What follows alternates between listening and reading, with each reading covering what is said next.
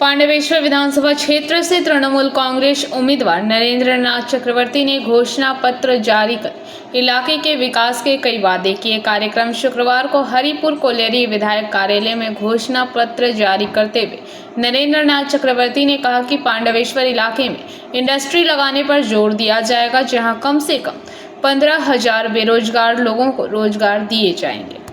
हर घर में पीने के साफ पानी का कनेक्शन होगा और फेस्टिवल कैपेसिटी वाला वाटर प्यूरिफिकेशन सेंटर बनाया जाएगा। साथ ही बकलाई मॉडर्न स्पोर्ट्स कॉम्प्लेक्स बंद होने के बाद वहां एक ट्राइबल कल्चरल प्रैक्टिस सेंटर बनाया जाएगा। अंडरग्राउंड ड्रेनेज सिस्टम बनाने के अलावा कोलकाता में पांडवेश्वर भवन नाम का एक हाउसिंग कॉम्प्लेक्स बनाया जाएगा, जहां इस इलाके के स्टूडेंट्स और कोलकाता में इलाज के लिए जाने वाले लोगों को रहने की व्यवस्था होगी। इस दौरान ब्लॉक अध्यक्ष किरीटी मुखोपाध्याय, बीर बहादुर सिंह, लाउदोहा फरीदपुर ब्लॉक अध्यक्ष शतदीप घटक, नरतम मंडल, गोपीनाथ नाग, रामचरित्र पासवान, जलधर हेमब्रम, एमडी मिराज हुसैन, रमा रुईदास और जमुना धिब्बर आदि मौजूद रहे। প্রথমেই আমাদের সাংবাদিক বন্ধুকে ধন্যবাদ এবং কৃতজ্ঞতা জানাই। আজ মূল যে জিনিস পাণ্ডবেশ্বরের জন্য তৃণমূলের প্রতিজ্ঞা, পাণ্ডবেশ্বর বিধানসভায় একটি নতুন শিল্প তালুক স্থাপন করা হবে, যেখানে অন্তত 15,000 যুবর কর্মসংস্থান নিশ্চিত করা হবে। প্রতিটি বাড়িতে বিশুদ্ধ পানীয় জলের সংযোগ প্রদান এবং 7 MGT ক্ষমতা সম্পন্ন একটি জল পরিশোধন কেন্দ্র স্থাপন প্রকল্পটি জলস্বপ্নের অধীন। বাঙ্কোলায় একটি অত্যাধুনিক স্পোর্টস কমপ্লেক্স গড়ে তোলা হবে।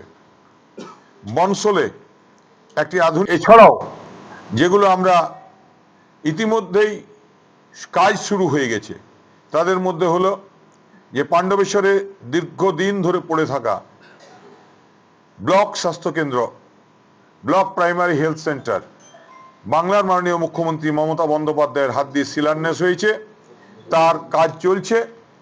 আমরা দিদিকে ধন্যবাদ জানাবো।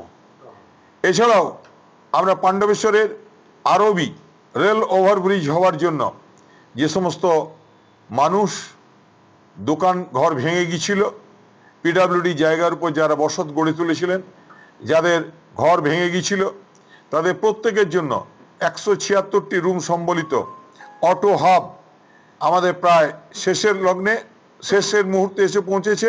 নির্বাচনের পরেই সেগুলিকে উন্মোচিত করা হবে এবং মানুষের কাছে তুলে দেওয়া হবে।